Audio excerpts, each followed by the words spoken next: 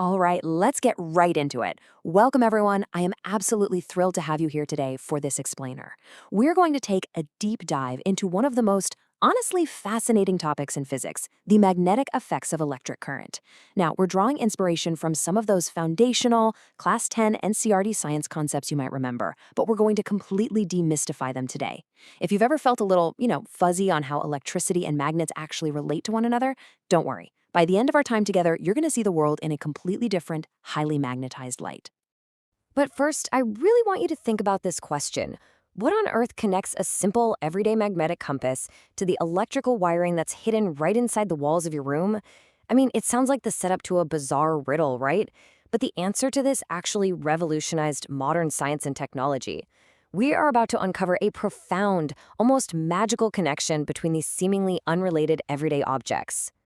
Okay, let's dive into this. Here is our roadmap for today.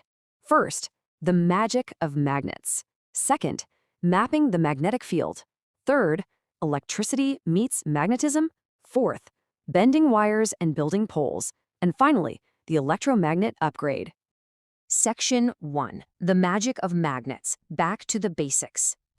So we all know the classic bar magnet, right? The one that happily snatches up your keys or sticks your grocery list to the fridge door. Well, every single one of those has two poles, a north pole and a south pole. If you ever want to know which is which, the absolute easiest trick is to just tie a thread around the middle of the magnet and let it hang there, freely suspended in the air. When it eventually stops spinning, it will inherently align itself perfectly with the Earth's geographical directions, one end pointing north, the other pointing south. And of course, we can never forget the golden rule of magnetism. Bring two like poles together and they'll stubbornly repel each other, but bring opposite poles together and boom, they strongly attract. Now, to really investigate this, we use a trusty tool, the magnetic compass. A compass is essentially just a tiny needle-shaped magnet housed inside a little dial. Think of it as our primary detective tool for spotting invisible magnetic forces in a room. If you just walk around with a compass, the needle normally points north.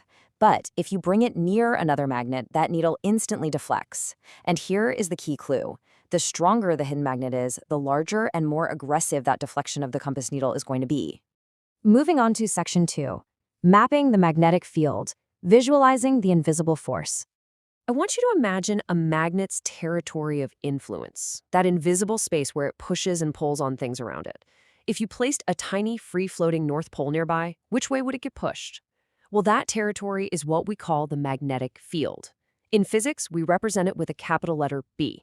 It's simply the space surrounding a magnet where other magnetic materials actually feel a physical force. Now, this is a vector quantity, meaning it has both a specific strength and a direction.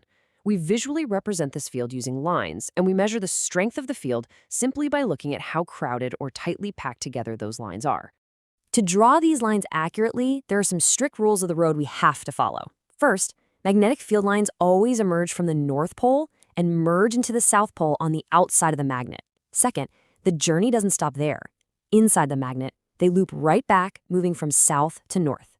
Third, because of this continuous journey, they form perfect closed loops. And finally, this is an absolute, unbreakable law of physics. Two magnetic field lines can never, ever intersect. But seriously, why can't they cross? Well, it's a classic scientific dilemma. Just imagine if two lines did cross at a specific point. If you placed your tiny compass right on that exact intersection, your poor compass would completely lose its mind. One line would tell the North Pole to point left, while the intersecting line would scream at it to point right. A compass needle physically cannot point in two different directions at the exact same time. It would quite literally break reality. So intersecting lines, completely impossible. And this brilliantly brings us to a classic experiment that proves this in the real world, the iron filings experiment. If you take a bar magnet, put a sheet of paper over it, and sprinkle some fine iron dust on top, the dust doesn't just sit there randomly. Give the paper a gentle tap, and the filings physically arrange themselves right along those invisible magnetic field lines. You'll instantly notice that the iron filings are highly crowded and dense right at the ends, the poles. This visually proves without a doubt that the magnetic field is absolutely strongest at the poles where the lines are tightly packed together. All right, Section 3. Electricity meets magnetism. Ørsted's paradigm shift. For the longest time, scientists thought electricity, like the stuff powering a light bulb, and magnetism, like our fridge magnet, were completely unrelated worlds. But then a scientist named Hans Christian Ørsted noticed something genuinely shocking.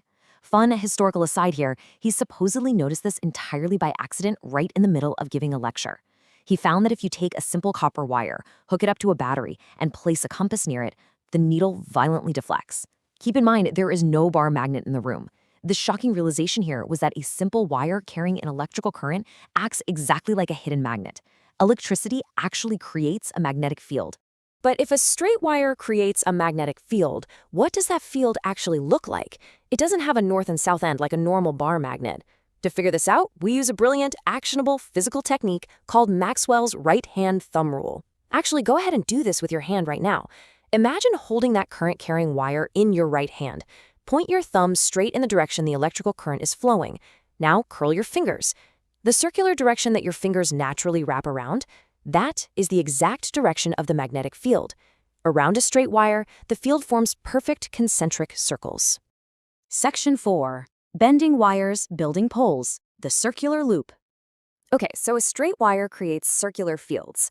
But what happens if human engineering steps in and we take that wire and physically bend it into a circular loop?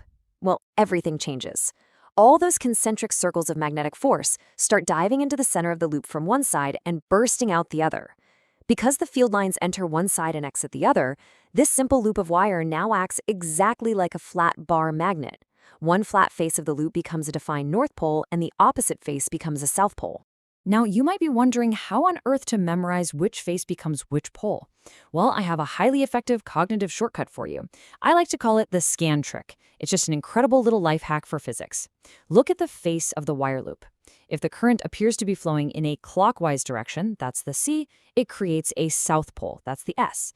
If the current is flowing in an anti-clockwise direction, the A, it creates a north pole, the N. SCAN. Clockwise is south, anti-clockwise is north. It is really that beautifully simple. Which brings us to Section 5, the electromagnet upgrade, solenoids and cores. So a single loop of wire creates a decent little flat magnet. But how do human engineers take these natural rules and amplify them to do something crazy, like, say, lift an entire car at a junkyard? We create what's called a solenoid. It is basically a long coil made of many circular turns of insulated copper wire wrapped tightly together into a cylinder. Honestly, it looks exactly like a metal spring. Because you have dozens or even hundreds of loops stacked together, all their individual magnetic fields add up. Inside the cylinder, the magnetic field lines become perfectly parallel, straight lines. That means the magnetic field inside a solenoid is completely uniform and incredibly strong. Let's contrast this engineered marvel with a regular natural magnet. A standard bar magnet has a fixed strength, right? And its north and south poles are permanent. You can't just change them on a whim. But a solenoid? It offers incredible flexibility. You can adjust its magnetic strength simply by turning up the electrical current or just adding more turns of wire. Even better, if you just flip the direction of the battery, reversing the current, the north and south poles of the solenoid instantly reverse. It is a fully 100% controllable magnet. But here is the crucial point. We can make it even stronger. The ultimate upgrade is taking that hollow, spring-like solenoid and inserting a solid cylinder of soft iron right down its center. Soft iron has this really special property. When it sits inside that electrical magnetic field, its own dormant magnetic properties wake up. The field of the solenoid and the newly awakened field of the iron combine, massively amplifying the total magnetic power. This beautiful combination of a coil of wire and a soft iron core is what we call an electromagnet. It is truly breathtaking when you step back and look at it all. From a simple little needle on a compass to the massive electromagnets used in MRI machines and levitating bullet trains, it all comes back to Ørsted's accidental discovery. Magnetism and electricity are simply two interconnected sides of the exact same scientific coin. This simple, profound relationship literally forms the foundation for almost all the modern technology we rely on today. But before we wrap up this explainer, I want to leave you with a thought. A question that completely changed the trajectory of human history. We just spent this entire time proving that you can use flowing electricity to create a powerful magnet. So, do you think it's possible to do the reverse? Could you somehow use a moving magnet to generate electricity right out of thin air? I'm going to let you chew on that fascinating idea. Thank you so much for joining me today. Keep questioning the amazing world around